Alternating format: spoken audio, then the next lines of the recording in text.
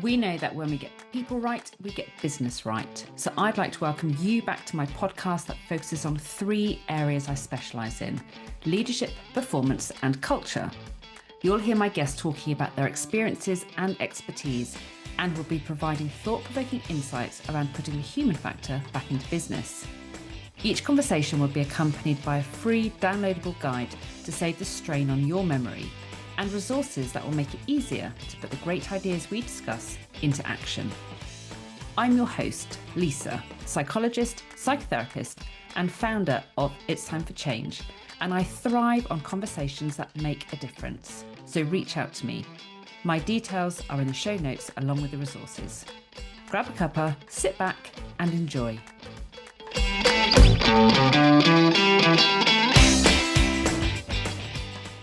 Okay, so in many organisations, we talk about wellbeing, engagement, and supporting people.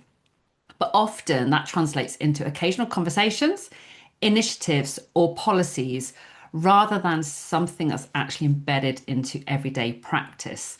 So today's guest is Mel Jones, Principal Educational Psychologist at Staffordshire County Council. And she recently shared an example from a school in Leeds that really stayed with me. It's simple but powerful. Mel and I trained together as psychologists, feels like a million years ago. So I'm really looking forward to exploring this through both a psychological and a practical lens. So Mel, welcome. Thank you. It's lovely to be here.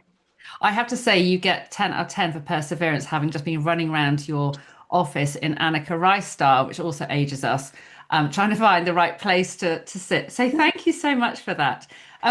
Let's start here. Can you just briefly give us an overview, talk us through what you saw in that school in Leeds and why it stood out to you? Yeah, of course I can. So the school in Leeds is Carr Manor, and it's fairly famous. In fact, I'm pretty late to the party because Paul Dix wrote about it in 2021. So there's lots of people that have been to a Carr Manor immersion day, and have kind of seen how this school operates. And the reason I went, because it's not near me, is that it's renowned for not having excluded any pupils for probably about 10 years, and has a very strong basis for its success. So what I saw, really, what stood out for me was it was the strongest, most connected human system I think I've ever seen.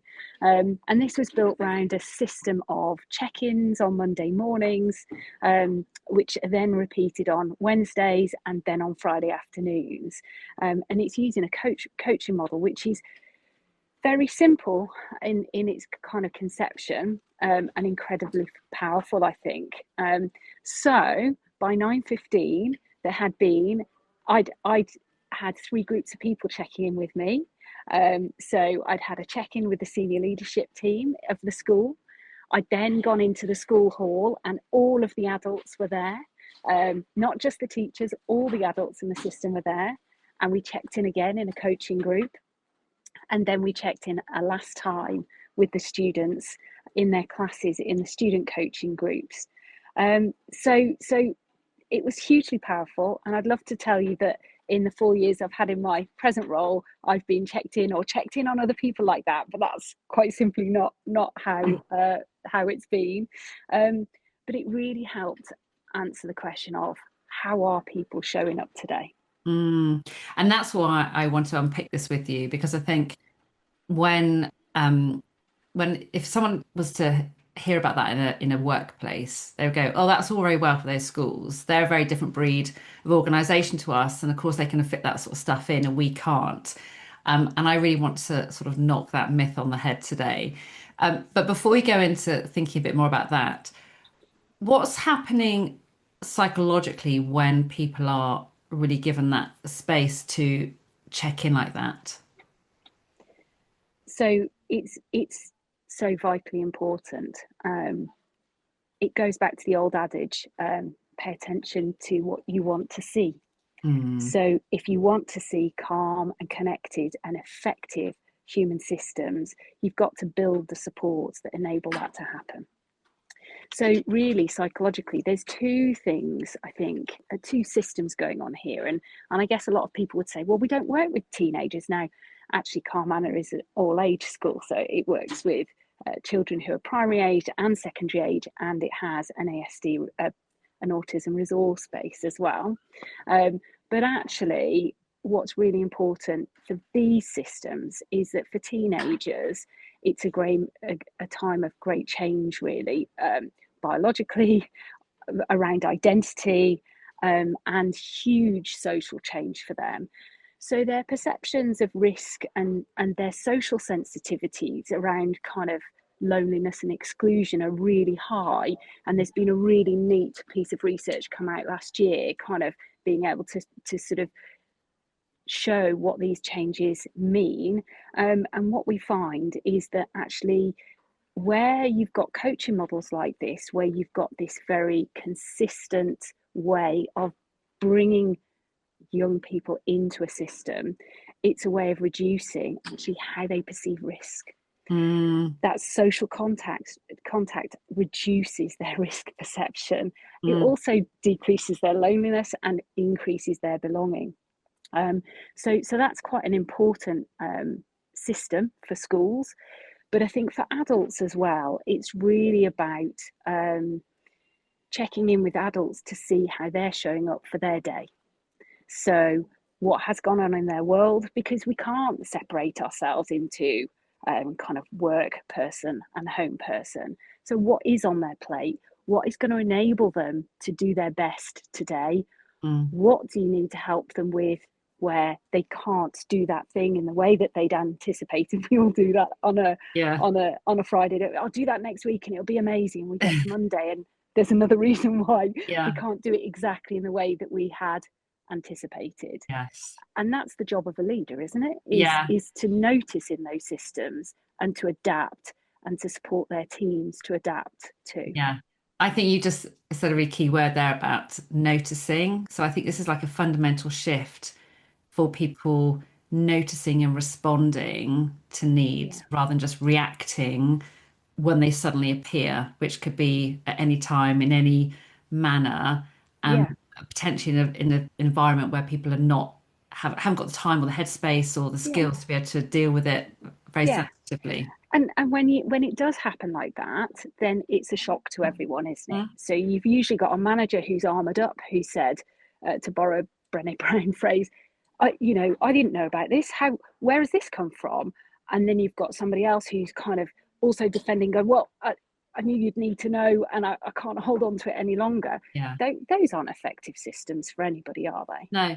And it's also about people feeling heard and seen and understood, isn't it? And I think that's the bit that for me it really goes under the radar for too many leaders. It's like, actually, you're here to do this job, and people almost feel like they're parts of a big machine rather than I'm someone who's a human being, and I know that people around me understand me and know where I am right now, and they're okay with that. Yeah, I absolutely agree. And as an organisation, you can potter around in fourth gear and you'll get everywhere you need to get to and it'll feel fine. But if you actually want to hook into sixth, then actually you have to unleash this extra potential that comes through noticing your team, knowing what they need, and doing that noticing and adjusting, I think. So I mean, you've said a lot already, but why do you think then something so simple, because you have used the word simple, I've used the word simple, and I'm a fan of keeping things simple, but why does it have so much impact? So what happened, we use the word simple. I guess the best word to fit it would be parsimonious. So actually there's layers of depth here. So after those check-ins, the leadership use that information in a very particular way to change what they do, and not just what leadership does, but the whole system does in the day. So they use that information to inform how they're going to operate on that day. Mm. And that's the key. So it looks very simple, and it would be really easy for an organization going, well, let's just do coaching groups, we'll put people into groups. But actually, it's about the feedback loop that you build around those coaching groups to then change how you're going to operate on that day. And that's the key, isn't it? Because awareness is one thing, but then what you do with it is something quite different. So, Exactly. so you were telling me when you were telling me about this recently, that when someone is identified as needing support, uh, they can be identified as sort of amber or red. Is that right? What happens next in practice? Yeah, that's exactly right. So those coaching groups enable the whole organization to have a check on how people have turned up that day. And that enables people to then feed that back. Now, for school systems and for secondary systems, particularly, something I'm very passionate about, they've collapsed the safeguarding, the inclusion, and the behaviour teams, and they work as one team to receive this information. Mm. So, a coaching lead would go from a coaching group and come back to those teams and say, somebody's having an amber day or somebody's having a red day, and the systems are built around that. So my understanding is, and like I say, people have a better understanding of the whole system than me, but my understanding is what then happens is, if you had a young person on a red or an amber, that would change the script that those teachers would use. So where you might sort of say, oh, come on, take your coat off, let's get that tie straight, all of those things.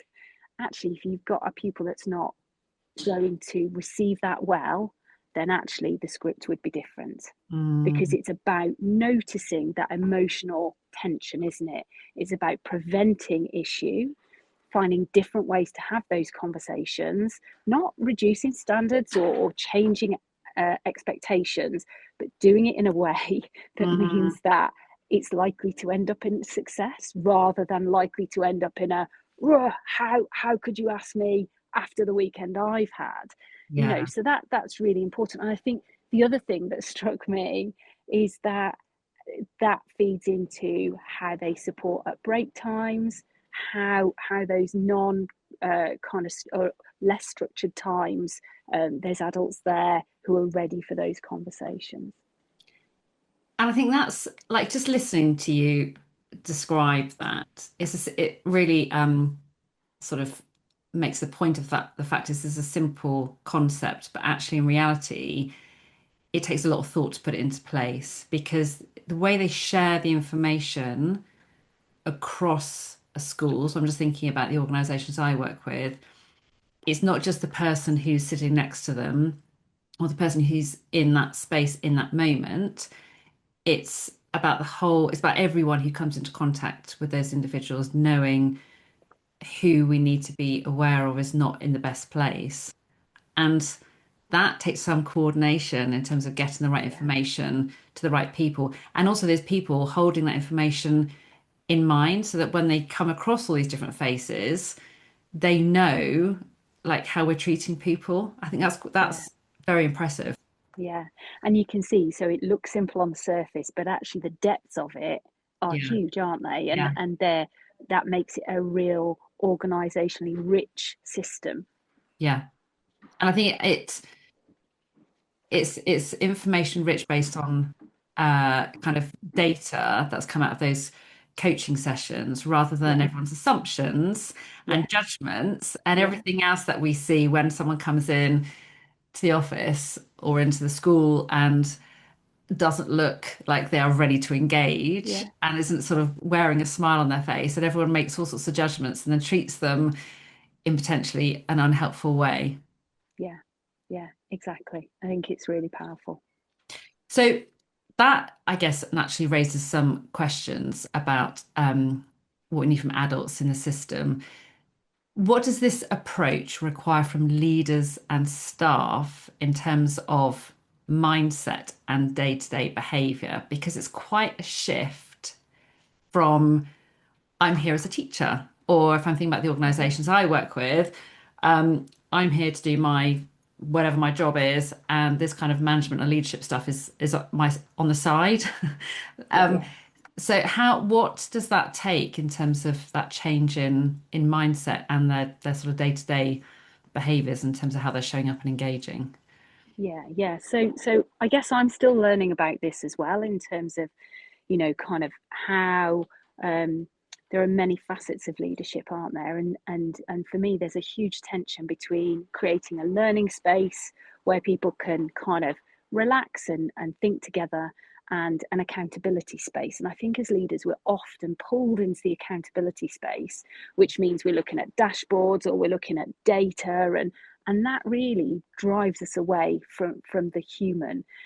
So I think it comes back to your core values, doesn't it? It's about, I was trying to think before we met today about an example of an organization that wasn't a human system, and I didn't get very far. So, like you can't do anything Yeah, without the people you need, yeah, and you need those people to be at their very best. yes. So, I think there's a laser focus here that's needed on the emotional health of the organisation, and actually a leader's part in that.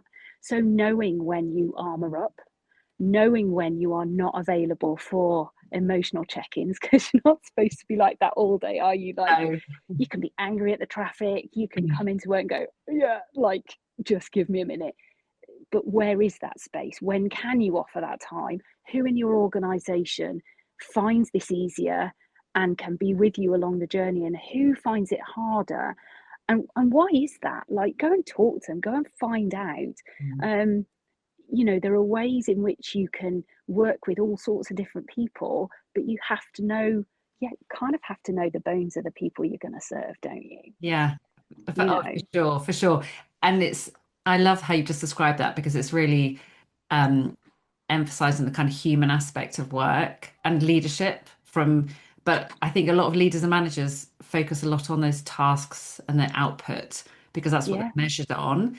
that's right. And they aren't focusing on knowing their team, like really, really knowing their team. Like Yeah, was on a call this morning, and one manager didn't know the background of someone in his team at all. And when he heard it, was really shocked by it and then changed how he engaged with this individual. It's the connections that's getting to know people. It's the it is. relationships Yeah, that stand people in a good place for this sort of information that comes up in those coaching groups or circles or whatever they're called. Rather than having to have, I mean, that's really good practice, but you almost want people to be able to walk in the door of their organization, whether that's a school or an office or a factory or whatever, and say, by the way, everyone, this is how I'm feeling right now. So this is what I need from you all. I mean, the reality of that is quite different. So yeah, formalizing is more helpful. yeah, Um, yeah. but it really does kind of shine a light on how we need leaders and managers to show up differently. Yeah, yeah, absolutely, we do. And I think it's really funny you saying, you kind of turn up and say, "This is how I'm feeling today," because you can imagine in some organisations that would be met with deathly silence, like, Yeah. "Oh, why are you telling this? What's coming next? Or what are Yeah. you expecting from me?" But there's layers. You don't have to start there. You can start in a simpler place. And it is about, it's a very brave style of leadership that moves from a dashboard to that deep knowledge of organizational functioning, um, and says, I can see my dashboard, that is important, but nothing can Mhm. replicate my involvement and my interaction with Mhm. my team. Yeah. And being able to protect that space, man, it's really hard. Do you know, like, let's not make any bones about it.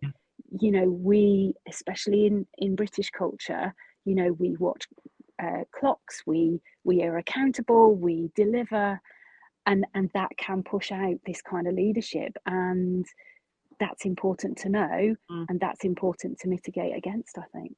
And I think you made a really good point just now about boundaries. Like we have to. So I think sometimes people hear this kind of the conversation we're having now and just think, well, how am I supposed to be this person that's available to everyone all of the time? And it's not about that. So you just described that brilliantly in terms of, you're not always on, you're not always there for people to come and just offload and talk about all their stuff. You have certain times when you just close the door and just say, actually, I've just got enough on my plate right now, so I don't have the capacity to take on anymore. Yeah, Um, or I'm doing X, Y, and Z, but I'll come to you in a moment. And actually just being able to be clear about when you're available and when you're not, so that it's not the I could say the idea of how engaging this conversation doesn't feel like it's going to be overwhelming for the leaders and managers as well, because it's about yeah. protecting them. Yeah, and you don't have to be perfect either. I've got a particular member of my team who gives me high challenge. And I remember one conversation, we hadn't been able to meet in person, so it was on the phone, and they were sort of saying a lot of things that I was like, oh, like I'm finding this really difficult to hear. And I think I said to her, I'm finding this really difficult to hear right now. And I said, I'm going to need to come back to you. So I couldn't be emotionally available because I was busy armoring up, going, whoa, what are the Yeah. implications of this information? But I was able to be, I suppose it's about being authentic, isn't it? And having that relationship to be able to go Mm, back and go, okay, I've had time to have a think. yeah. I've taken a breath. Yeah. Now let's talk. So it's not about being perfect or being able to kind of be available every time anybody needs you, but it is about being able to flag what's happening with you, what's on your plate, in a way that other people go, oh right, yeah, okay, we can do this later, or is this good time? Those sorts of things. Yeah. I think also all this, I can imagine some people would be listening to this conversation going, okay, that's all well and good, but we're all about pace. We've got so much going on. We've just got to keep going, kind of heads down and maintaining the pace we're working at. And surely to stop and have these conversations is going to slow everything down because people are going to have time to talk to each other and be human. What would your response be to that? I I would expect nothing different to that. That's a really good Yeah. cultural response from someone in this country, I think. um I think I'd ask, what's your worst fear? If you Yes. try to change something and you try to do something different, then what is the worst thing that could happen? Mm, If you want to get more out of your organization, out of the people that work with you, um, then I think you've got to face that question really and yeah. have a think about, is there a different way? Because I think there's enough information out there. We've done a few trials of 4-day working weeks and all of those sorts of things that indicate that putting lots and lots of time into something head down is not the best No. way to change performance. How Yeah. about trying something different? Yeah. And I like the fact you use the word trial, because I talk about experimenting a lot. And there's heaps of research out there that talks about the benefit of good relationships at work, particularly between managers and their teams, and having that trust and having that time to check in and the impact that has on people's performance. So if people are curious about it, and that's all I'd ask people to be, then think, okay, we are going to trial it. We are going to experiment and we're going to get some feedback and we're going to get feedback from the leaders, managers, from the employees. We're going to look at the data in terms of actually are people hitting their targets, whatever the organization's targets are, Yeah, or are we suddenly falling way behind and actually get some evidence around it rather than yeah, yeah. have a set of beliefs that says this feels too unrealistic. Yeah, yeah, and absolutely. And I think, you know, people listening to us having this conversation, they will know their own organizational cultures. Things in this may chime with them. They go, oh yeah, like, oh yeah, I really get that. Or, oh no, you know your organization the best. So you know what authentically will work, and you know what probably, if you introduce people, would be like, what even is this? Mm, So it's about, having something for your environment and your setup that works for you, and only you kind of know what to try and what to leave for later, or once you've kind of established things.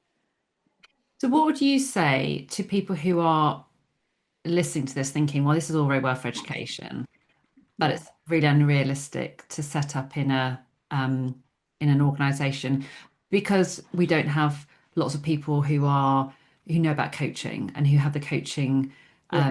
skills and confidence, and we don't have we might have people who are not necessarily working in a one environment, or Yeah. so we've got a workforce that's sort of quite dispersed, and they're like, it's all very well and good for you guys, but it's just not going to work for us. It feels too unrealistic. What would you, what would be your advice, or what would your kind of comment to them? Okay.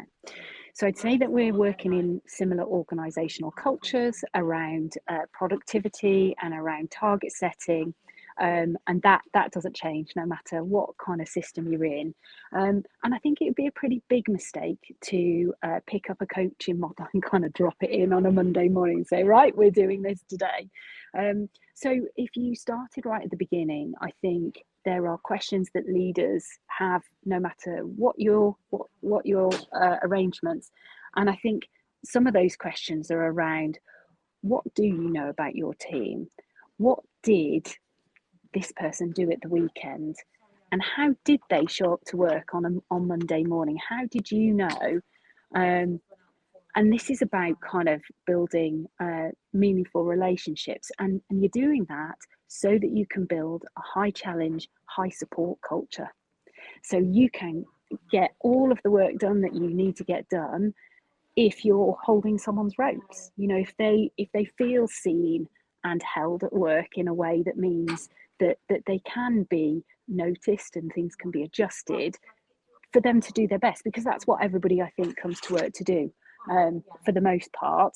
And I think for me, I'm always conscious of asking, when was the last time somebody asked for help?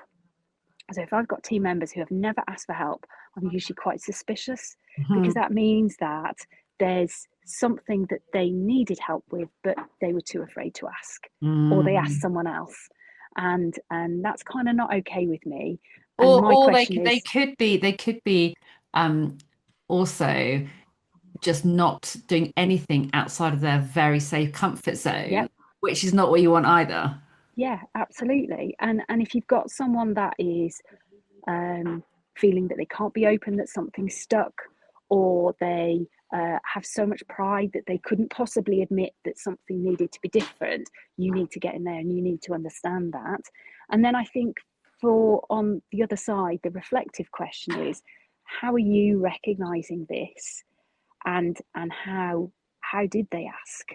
Did you overlook that? Was it in a way that wasn't a verbal, that you had a kind of an intuition that that's what they needed, but you weren't able to pick it up at the time? So there's, I think there's a lot of information there. And I'm sitting here, I haven't seen my team this week. We've done online check-ins, we've done text check-ins, because I'm in a big regional, a big rural environment where we're working at different ends. So you have to be able to adapt it to your situation. But if your values are there, and if you feel that this is where you want to push things, then you can absolutely do that. Yeah, and I think that is such a good message in terms of it doesn't have to look exactly the same, and it shouldn't, because if you try to replicate what's happening in that school in other organizations in exactly the same way, it just wouldn't work because it wouldn't fit. No. And if you've got a workforce that is quite dispersed and got other factors, you have to shape the right practice that works for that organization, but also for the individuals within it, because you might have individuals who want to check in by speaking to you on the phone, and other people who absolutely hate using a phone and So want to true. use text and that kind of thing. And again, it's about you knowing the people you want to check in with, knowing them well enough to know each of their individual preferences and respecting that Yeah. and carving out the time for that. And I think that's the other part around the time. A lot of the leadership management kind of responsibility doesn't seem to get or have the value given to these check-ins. And so I Yeah. always encourage people to put time in the diary, literally, which is Yeah. about check-ins, and Yeah. however that looks, make sure that every day you are doing some form of check-ins. So like you haven't seen your team, but you've been checking in with them. That's There's right. always a way if you've got an intention to do it, but it's Yeah. having the conversation, it's planning it and having the conversation about how do you want me to do it? Yeah, and I absolutely agree with that. I think that's a really powerful point. And I think, you can use like a spiral model, can't you, Mm. of kind of deepening your practice. So start where you can, where you are, and keep moving on that spiral model. Because, if you said to me kind of 3 years ago when I took on this job, can you do individual check-ins with everybody? I'd have been like, oh, no, like that's massive. That's just completely overwhelming. But actually, I've threaded it in as we've gone, and it's not overwhelming to me today. So it is just about you sticking to your values, knowing where you want to get to as an organisation, and then just keep finding those ways. Now, as you've said, Lisa, you've got to find ways to stay strong. So putting that in your diary, having someone checking in with you and making sure that you remember why you're doing what you're doing. Those are really important ways that you can keep your eye on whilst the Mm. dashboard's kind of lighting up or Yeah. whatever else. So actually, it'd be interesting to hear if you have any other ideas of how to encourage leaders and managers to make this happen in a business setting. So I was just Yeah, thinking, as you were speaking about a leadership team, I did a little bit of work with, and I think at the start of one of our sessions, we did a scale to check in about how they were feeling, and then what they would need to do themselves and what they'd need from each other to be able to move 1 point along that scale so that they'd feel a bit better, sort of yeah, within, an hour or by the end of the day, or whether actually people just want to stay with where they were. And that team actually changed it slightly to be rather than a scale with numbers, they did like a traffic light system, a bit like the school. But I wonder what other kind of ways there are that businesses could build this in so it becomes part of their everyday normal practice. So the start of meetings is a natural time to have people to have a check-in. Rarely happens in my experience because people are getting straight on the agenda and check-ins are never usually on the agenda. So yeah, I'd always encourage people to have that at the start.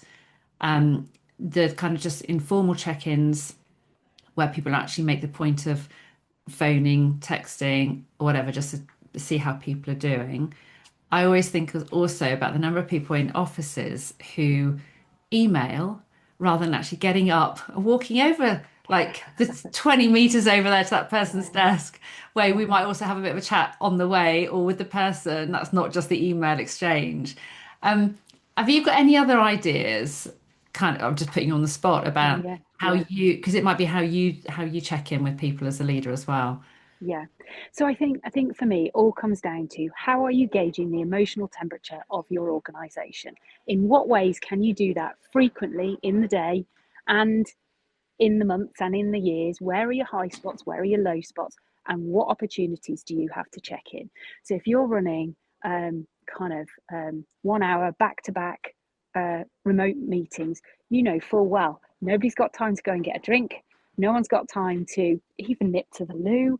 Yeah. So of course they're going to lose their check-ins because they're just Mm. going through. It's almost a form of presenteeism, isn't it? Mm. But if you reduce your meetings to 50 minutes and in your head you say the first 5 minutes of every meeting is check-in time, then actually you've got a natural way of meaning that people get a break, that actually people are checking in. But I would always kind of use, it's almost like an emotion coaching model, which Mm. is in our organization, what are our high points? What are our low points?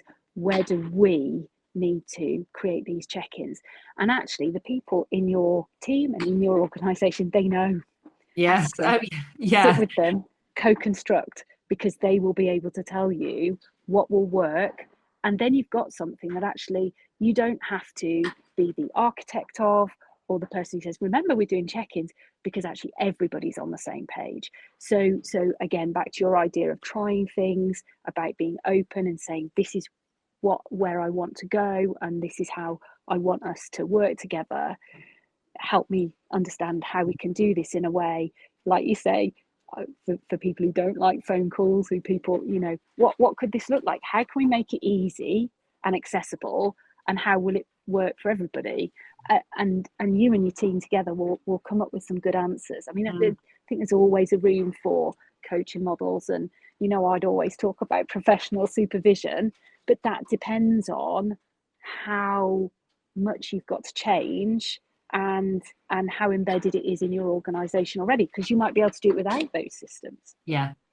And I think also, I mean, I really like what you just said actually about the co-construction of it, because I think sometimes something like this, if someone was listening to this conversation, they might go, oh, we need some of this coaching stuff in our organization. That's so and so's job. Can you just go and set it all up? And actually being able to have the conversations with the people who are involved and shape it so it feels meaningful to everyone, I think is absolutely vital. And also, I think a really important point to make is that this isn't just about well-being, because I think people sometimes associate the word check-in with it's just about how I'm feeling, and therefore it's just that kind of well-being stuff, which is nice, but it's not really the proper business that we're here for.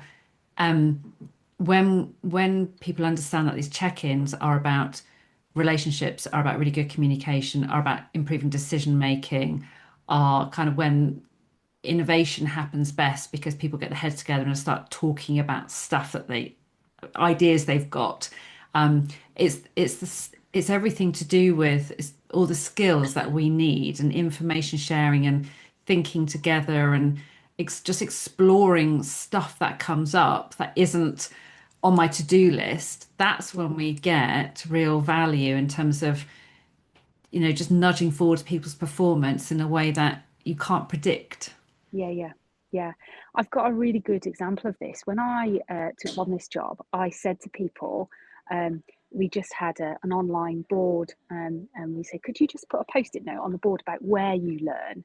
So I was thinking, right, so we've got some great places at work to learn. Like, we do team meetings, we have service days, like loads of really great.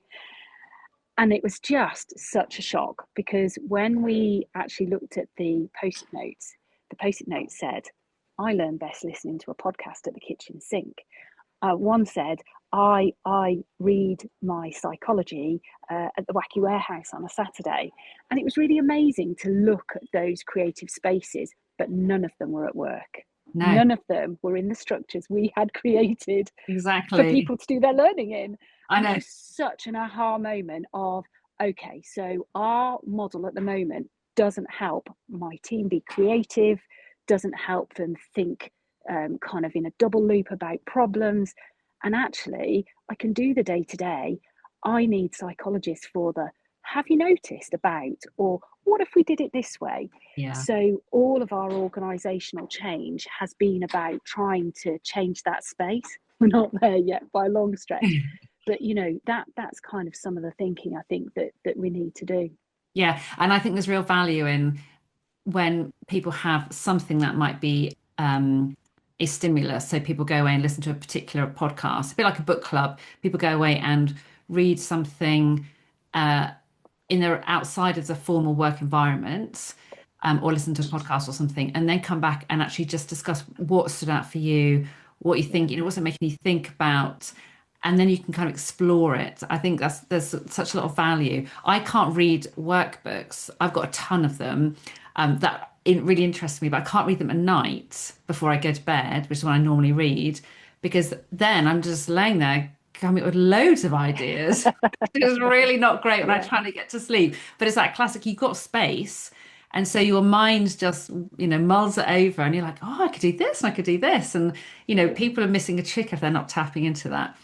Absolutely. So if there's one shift you would encourage leaders to make in terms of how they support their people day to day, in terms of what we've been talking about today, what would it be, Mel? It is about thinking about how people are showing up to work. It is about that connectivity of what do you know about about the skills, you've got all that on paper, about experience, but actually what makes them absolutely sing at work in terms of how they do their job, their creativity, what they're bringing to you.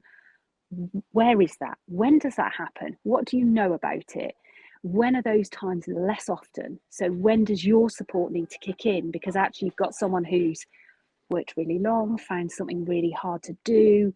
They need that check-in from you. So it's about kind of being curious about the team that you work with and knowing them well enough to know how you can support. Because actually, if you want to build that organisational culture of high support and high challenge, you can't do it without knowing them well. And I think that's key for me. That's a brilliant summary. And I think what stands out for me is that how something so simple, when it's done consistently and when it's done intentionally, can have such a significant impact. Um, there's there's been huge amounts that we've covered today. There's lots of ideas, and I think what I'm hoping has come across from this conversation that is that this isn't like an initiative to try and introduce into an organization. It's about how to shift practice, day-to-day practice based on the values. You've mentioned values a number of times. So I'm hoping there's something here. I'm sure there's something here that people can take away from listening and just think, okay, how do I reflect on that and adapt my practice? Or who do I start having the conversations with in my organization to start thinking about how we do things and enabling people to be a bit more human at work, which would be nice. Yeah, absolutely. Thank you so much, Mel. I really appreciate your time. I know how incredibly busy you are today. So I'm going to let you go and carry on being very busy. But I very much appreciate everything you shared with us and for making the time. We're going to put all your details so we can contact you and find out more. And I shall make sure we've got a link to the school and so on as well, so that people can find out more. But yeah, we'll put all that in the show notes. But thank you so much. If you enjoyed listening to this conversation, there are 3 things I invite you to do. First, click the link in the show notes to download the resources for this episode. Secondly, help me extend the reach of this podcast by leaving a quick review on Apple or wherever you listen, and please share this episode with your colleagues so that you can discuss what resonates for your team. And finally, as usual, I invite you to reach out to me on LinkedIn or through my website so that we can keep the conversation flowing. I know listeners often say they're keen to implement some of the key takeaways, but find it tough without guidance or extra support. If that's you, drop me a line and let's chat. Be sure to check out itstimeforchange.co.uk, where you'll find a whole heap more to support you to reflect on and develop your own practice.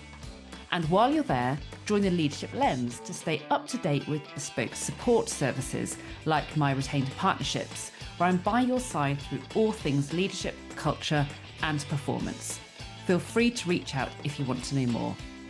I'm a great sounding board for challenges and ideas for development, so grab all the details you need from the show notes. I'm really looking forward to hearing from you and to welcoming you to my next episode coming soon. Join me then.